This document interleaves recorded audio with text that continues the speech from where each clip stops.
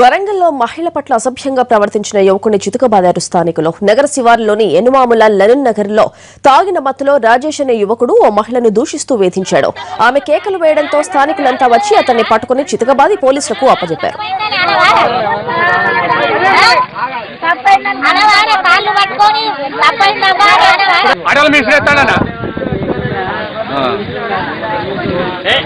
ఏమైంది చెప్పండి ఒకసారి.